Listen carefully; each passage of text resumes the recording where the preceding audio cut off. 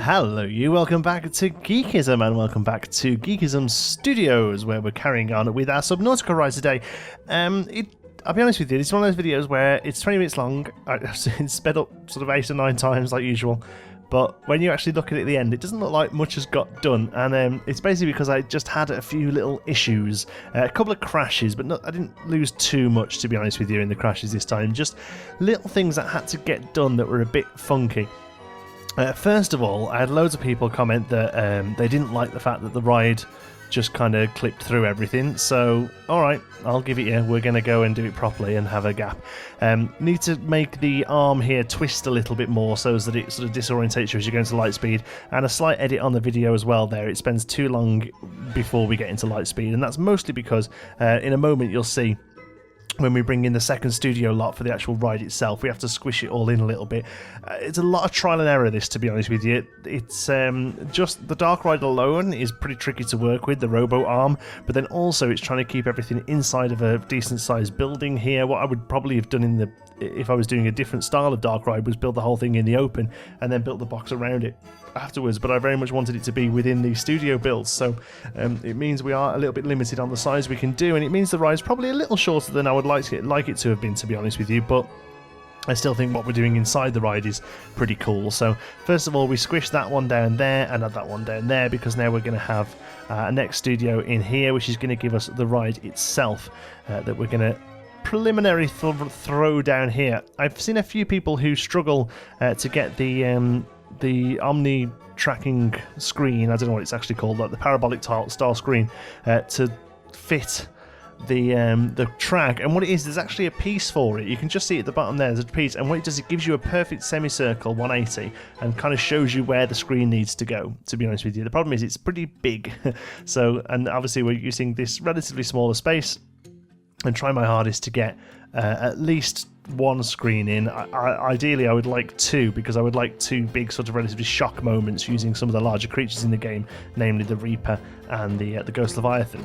So those are the two things I want on the screen. So in the end we get it to kind of work, and then it's a case of sort of wrapping these two studio packs, these studio buildings together with a kind of like a makeshift tunnel. The idea here is I wanted this to look a little bit naff and a little bit kind of what's the best way to describe it? A little bit sort of temporary, I guess, because these studio lots will have been there, and then at some point they've built a Subnautica Ride, and they've realised that the ride is a bit big and they need two studios, so they've placed this in between them to kind of join them together. That's kind of the logic I'm going for here. So we are going back to this corrugated roof. I'm a big fan of this corrugated roof, actually. I think it looks really nasty and jank, and that's kind of what I wanted to go for here, this sort of bit of a throw down look. It still needs some work. We need to go back and do some guttering and things like that to it, but I just really wanted to kind of box it in so I could figure out space-wise for the studio.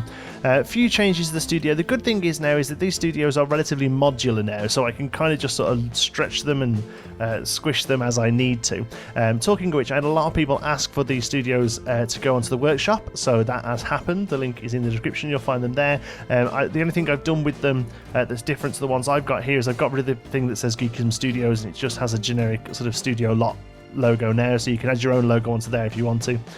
So here we go then. These 180 things, you'll see that actually, because we sunk it into the ground quite a bit, but they actually have like a platform built into the track now where these things go. They don't snap though. There's no way to actually snap them, which is a little bit annoying. So you're still kind of playing a bit of a lineup game until it looks right, which is especially tricky when you've built it underground in the first place. But I think overall it looks okay in the end. The other thing that I have a slight issue with those screens is that you can change the speed of the ride. This ride, you can set how fast it goes, and that's good. And I wanted it to go relatively slow, really, so that because this is quite a slow-paced ride. Apart from a few sort of shocks, it's going to be relatively sort of chilled out, sort of coast through the seas. You see. I did a few tests of it, so I actually dropped it down to as slow as it would go, but it then becomes out of sync with these screens, unfortunately. So these screens are set to work perfectly for 5 miles an hour, and if you do any less than that or more than that, then it doesn't line up. Unfortunately, there's no way to change the speed of the animation of the screens. So again, I would like to have maybe seen these screens Although it would have limited their use a little bit, I would like to have seen these screens built into the ride itself as a piece of the ride that then adjusts with the ride as you go, because they're pretty much the only time you're going to use them is with this robo arm. They're very much a niche product. Here's me trying to sort of line them all up timing wise. It looks so simple. That genuinely was about an hour just to get those things to turn around like that. So that's why it doesn't look like we got as much done in this episode, because it just took so much time. I ended up cutting a lot of this footage out because it just took so much time. I was hoping to kind of get halfway through the ride today. I've kind of got a rough idea in my head what's going to happen. Okay, so the idea is we've got a first screen, which is the safe shallows that we do. We get that unfinished today. That's basically all we do. And then from the safe shallows, the computer tells you to dive deeper, but beware because Reapers are about, which kind of fits with the game because there's a couple of early Reapers around the bottom of the Aurora. Again, if I'm talking gibberish, if you've not played Subnautica, don't worry too much. It's the basically we go around and see fish, but if you're a fan of the game, you'll know what I'm talking about. The first Reaper encounter is at the bottom of the Aurora, so we're going to have a Reaper moment there. We're then going to come out and the ride's going to turn around an actual physical prop. We're going to try have a go at building the sea sparrow, or the sea moth it is known in the game. We called it the sea sparrow. Whether or not I can actually work that out, I don't know. Then we're going to go into our second screen, was the Ghost Leviathan. We're then going to dive down into the lava zones. We get to use some of those awesome lava pieces that came with the adventure pack that we've just not had any use for just yet. And then from the lava zone, we're going to go into one of the alien portals, which takes us back to our own world. So the idea is that the Altera now have sort of harnessed the power of those portals. So that just means we haven't got to do the whole light speed thing back again. I just thought that'd be quite a cool change. The idea is that we're in the lava zone, the lava's going off, and we have to emergency use the portal because normally tourists wouldn't use it, or something like that. A lot of it's going to be explained through audio that we're going to be doing at a much later date. Here then, Masked Bandit will be rejoicing if he's watching. He pointed out quite rightly that on this sort of ride, the exit comes first as you're going into the station so that people can get off. The car will then move forward empty and then pick up new passengers before it carries on again. He's completely right. In the last episode, he mentioned it, and I mentioned in the comments that, yeah, I'm not going to sort that out. But you know what? I am going to sort it out. Again, we spoke about this in the last episode. You're not really here to watch me cut corners. You're here to watch me do ridiculous things that take far too long to do. And so yeah, what we're doing there, we've had to actually take the exit of the station much further. The station now runs quite a lot longer, which is fine. And then the exit comes down a slope here and underneath the queue line, and then back up again into the thing. So at the moment, it's all very bare bones. I'll probably do that on a live stream, I think, just kind of redo the exit there on a live stream, because it'll pretty much be what we've kind of already done. The only slight issue we had here is the little scorpion there pokes out on his animation, so we swap the scorpion and the spiders over. The scorpion now pokes out here on the outside of queue, but I thought that's probably a lot easier to cover up. We can kind of stick a dumpster there or something, and the scorpion will never be seen again. So I felt like that was okay. Right then, moving on to having a little bit of a fidget here. We just basically sorting the station out. Okay, moving on to our first scene then. Okay, so our first scene is the Safe Shallows. The Safe Shallows is where you first land when you crash down in the game. It's kind of like, as you'd expect from the name, it's a shallow area that has sort of sand and rock dunes and lots of herbivore animals. They just kind of pot around, and it's quite safe. There is a few creepy crawlies around, but for the most part it's quite safe, and it uses lots of sort of vines and things like that. And then also one of the early plants that you pick up to use are called creep vines, which are these really sort of high growing vines that have these glowing creep vine seeds on them that you can take off and make things out of. So what I'm trying to do here is replicate those using a combination of the vines there and various different plants we've got in the game, and then using some of the gems here coloured green to give the impression of the creep vine plant. So like I say, if you're a fan of the game, you'll have a bit of an idea of what I'm trying to build here. If you're not a fan of the game, they're just crazy alien plants. Okay, so we're just going to build a few of them, and the idea is I want to try and make it so the screen blends into the practical effects, and I don't think I quite get it right. I think I need to go back and have another little pass at this, to be honest with you, but the idea is that eventually it kind of looks like the screen is all in one. Now, I did want it to be a little jank. I like the Forbidden Valley, what's it called, Forbidden Journey, the Harry Potter ride in real life that uses this. if you look hard enough, if you sort of turn your head up and not look where the ride's trying to show you, you can see lighting rigs, you can see edges of screens and stuff like that. So you're never going to get it perfect in real life, and you're definitely never going to get it perfect in Planet Coaster. So I don't mind the fact that it's that you can kind of see a little bit of the edges, but if you look around, you'll be able to see a few lights and things like that. So that's all part of it for me. And obviously it would be ridiculous to try and completely cover it up. One issue I really have here is that I'm putting all these rocks down and not even considering the fact that this is on the edge of a studio building that has to look good from the outside as well. And you'll see in a moment, I come and have a look outside and all the rocks are sticking through, and oh yeah, look at that. Didn't even come into my head. But to be honest with you, we have to kind of have a redo of all of this in a moment anyway, because when it's all put into place, I have a test ride of it. Here we go, and you might not be able to see from the sped up version, but you're really too close to the screen and you can't really see what's going on.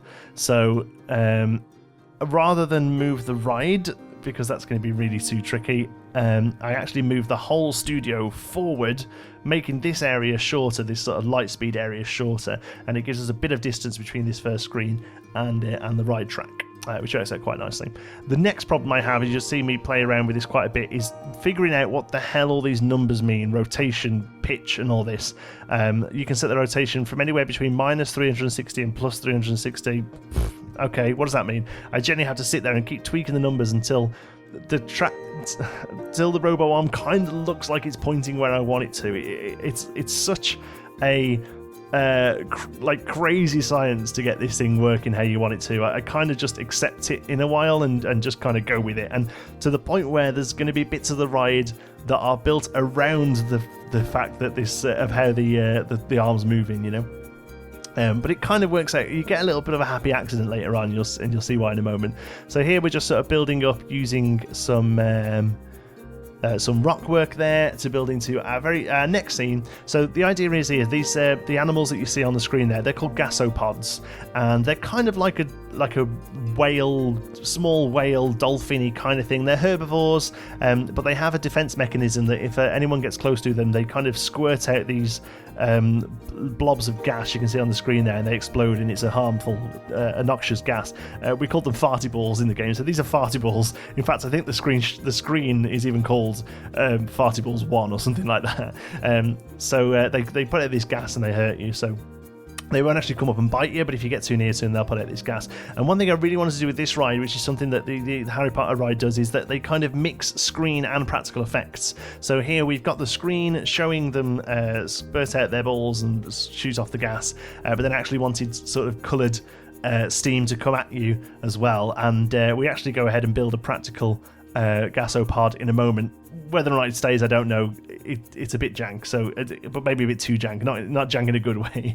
Here you go. You'll see me pulling the screen back here, so we've got a little bit of a distance in between it and the path, and we'll do a bit more work around the bottom there to kind of roll it in and make it look all good, which we do. I think we moved these the plants and stuff, but I don't think I fixed the terrain, so I need to go back and probably fix the terrain.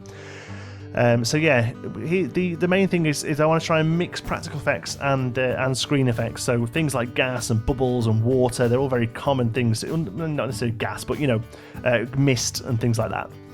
Very common practical effects that you get on rides.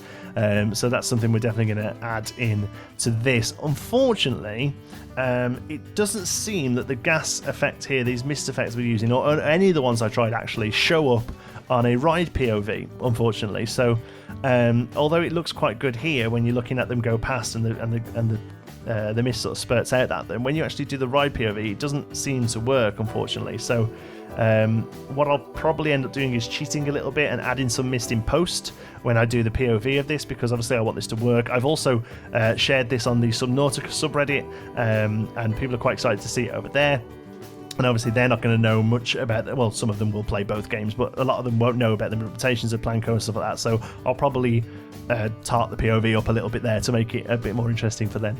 So here we are, we had the gas in there, and it's just a case of getting the timing right. And then what happened here, the reason I did this was, and where I put it, was because the arm swings itself round. It looks over into that corner and then swings itself round, ready for the setup of the Omni screen. I thought that would be a great way of doing it, really. So you come round here, the gas squirts at you and it throws you around. You can see the gas in the daytime, by the way. It's only at night it doesn't work, unfortunately. But obviously this is a dark ride, so we're going to have it at night. Okay, here we go.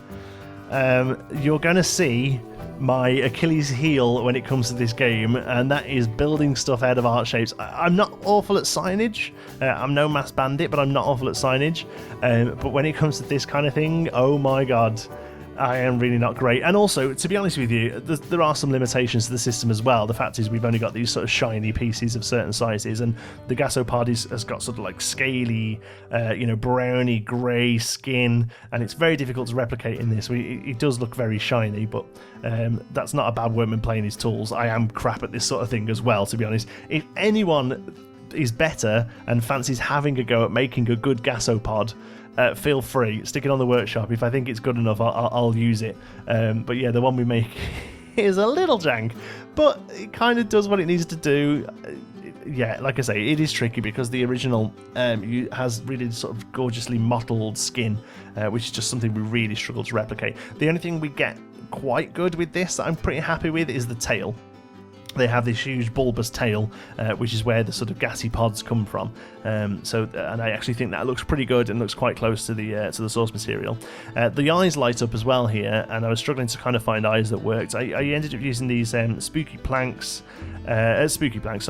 lights and some carrot ends, but I go back and change them because whilst they look closer to the original image than anything else I could find in the game, they don't look very good as far as the game's concerned. So I end up going and replacing those and doing more of a standard eye with art shapes and the screen mount thing instead.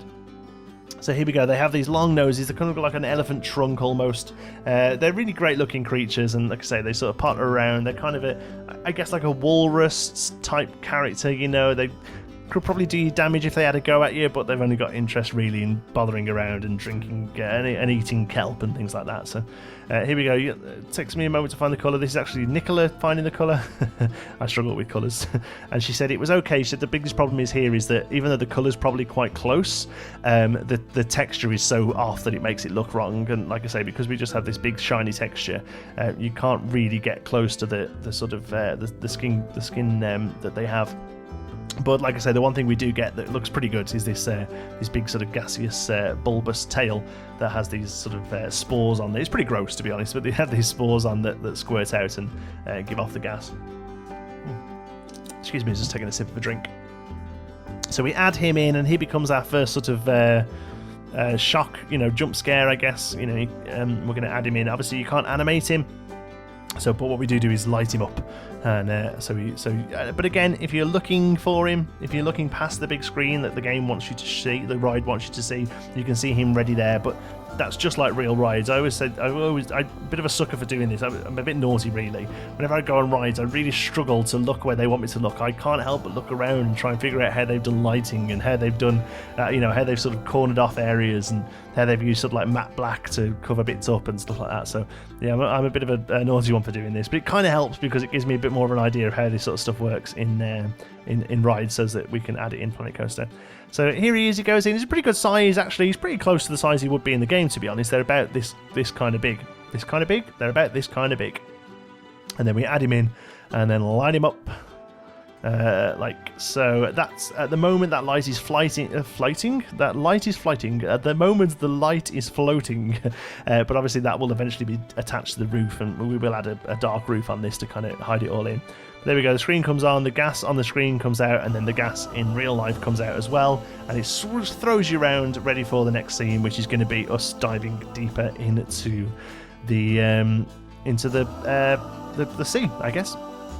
So, yeah, like I say, we haven't got that much done today, unfortunately. Most of it was me kind of learning about the robo-arm and just kind of figuring out this ride. So hopefully we'll be able to smash through the ride a little bit quicker now, as it's going to be mostly now just kind of working through the scenery, which is something I'm a bit better at. So we do a little bit of light in here just to kind of give it that blue glow to give that sort of underwater feel, and then we add some bubbles in as well. They look a bit aggressive. They kind of squirt out as opposed to floating around, which I'd rather, but I still think it's a nice addition. I'm going to show you a POV of what we've got so far.